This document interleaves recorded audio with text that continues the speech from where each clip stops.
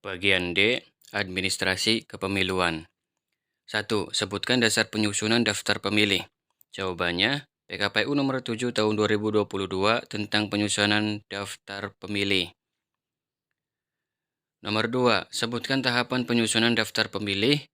Jawabannya, tahapan penyusunan daftar pemilih meliputi yang pertama, penyusunan bahan daftar pemilih, kemudian yang kedua, penyusunan DPS, yang ketiga, penyusunan DPS HP, yang keempat, penyusunan DPT, yang kelima, penyusunan DPTB dan DPK, yang keenam, penyusunan daftar pemilih pemilu presiden dan wakil presiden putaran kedua. Nomor 3, apa itu pemutakhiran data pemilih? Jawabannya, pemutakhiran data pemilih adalah kegiatan untuk memperbarui data pemilih berdasarkan DPT dari pemilu dan pemilihan terakhir yang disandingkan dengan DP4 serta dilakukan pencocokan dan penelitian yang dilaksanakan oleh KPU kabupaten atau kota dengan dibantu oleh PPK, PPLN, PPS, dan Pantarli. Nomor 4, apa pengertian daftar pemilih? Jawabannya, daftar pemilih adalah daftar pemilih yang disusun oleh KPU, kabupaten atau kota berdasarkan hasil penyandingan data pemilih tetap, pemilu atau pemilihan terakhir yang dimutakhirkan secara berkelanjutan dengan DP4 untuk selanjutnya dijadikan bahan dalam melakukan pemutakhiran. Nomor 5, apa yang Anda ketahui tentang DP4? DP4 adalah data penduduk potensial pemilih pemilu. Nah, ini di sini keliru ya, salah ya. Kita luruskan, yang benar DP4 adalah daftar penduduk potensial pemilih pemilihan. Merupakan data yang disediakan oleh pemerintah, berisikan data penduduk yang memenuhi persyaratan sebagai pemilih pada saat pemilu diselenggarakan. Nomor 6, apa yang Anda ketahui tentang DPS? Jawabannya, DPS adalah daftar pemilih sementara. Nah, daftar pemilih sementara ini yaitu daftar pemilih hasil kegiatan pemutakhiran data pemilih yang dilakukan oleh KPU kabupaten atau kota dibantu oleh PPK, PPS, dan Pantarli. Nomor 7. Apa yang Anda ketahui tentang DPS HP? DPS HP atau daftar pemilih sementara hasil perbaikan adalah DPS yang telah diperbaiki berdasarkan masukan dan tanggapan masyarakat dan atau peserta pemilu. Nomor 8. Apa yang Anda ketahui tentang DPS HP akhir? DPS HP akhir adalah DPS HP yang telah diperbaiki berdasarkan masukan dan tanggapan masyarakat dan atau peserta pemilu. Nomor 9. Apa yang Anda ketahui tentang DPT? DPT atau daftar pemilih tetap adalah DPS HP akhir yang telah diperbaiki oleh PPS, direkapitulasi oleh PPK, dan ditetapkan oleh KPU kabupaten atau kota. Nomor 10. Apa yang Anda ketahui tentang DPTB dan DPK?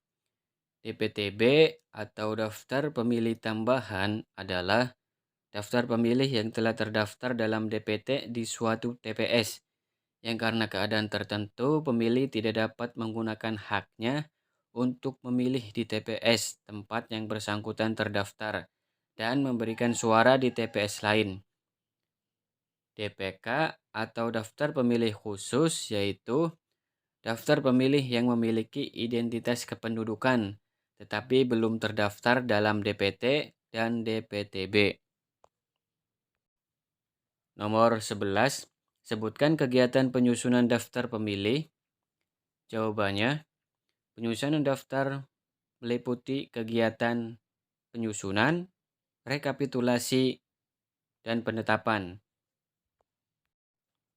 Nomor 12, sebutkan yang termasuk perlengkapan pemungutan suara. Jawabannya, perlengkapan pemungutan suara meliputi kotak suara, surat suara, tinta, bilik pemungutan suara, segel, alat untuk mencoblos pilihan. Nomor 13. Sebutkan yang termasuk dukungan perlengkapan lainnya.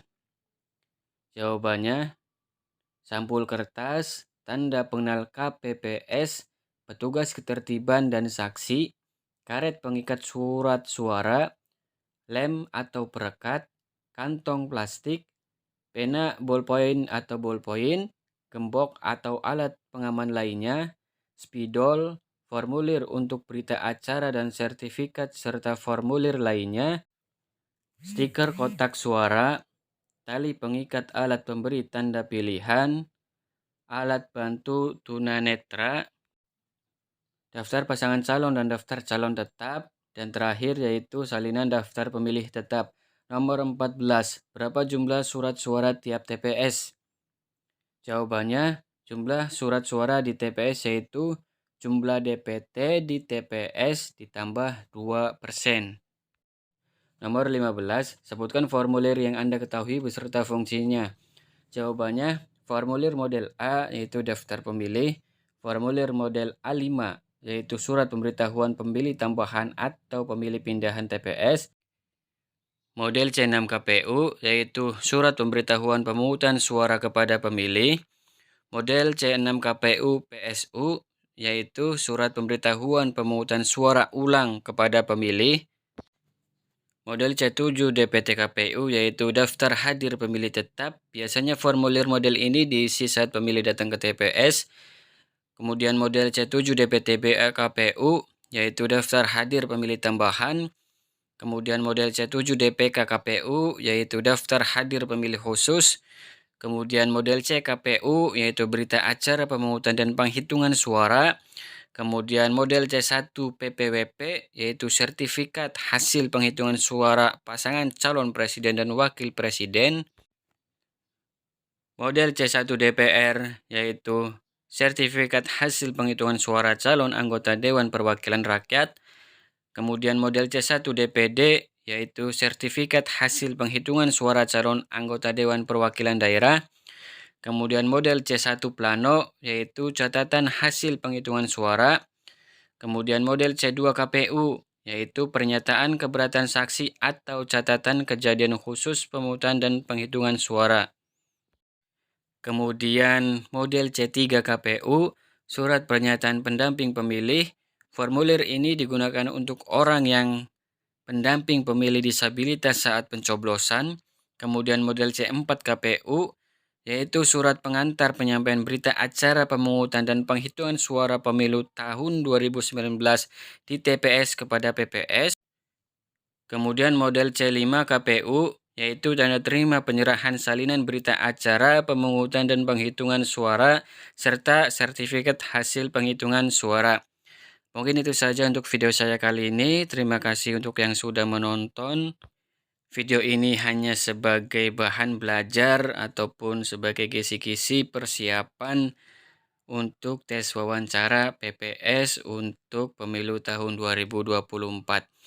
Karena ini sebagai bahan belajar dan juga mungkin ada beberapa yang perlu dikoreksi, boleh koreksi di kolom komentar. Dan semoga nanti teman-teman yang akan tes wawancara PPS bisa lancar dan bisa dimudahkan dan bisa nanti lolos menjadi 3 besar untuk PPS 2024 di desa atau kelurahan teman-teman masing-masing. Itu saja dan terakhir dari saya, yang belum subscribe silakan subscribe dan jangan lupa nyalakan loncengnya. Wassalamualaikum warahmatullahi wabarakatuh.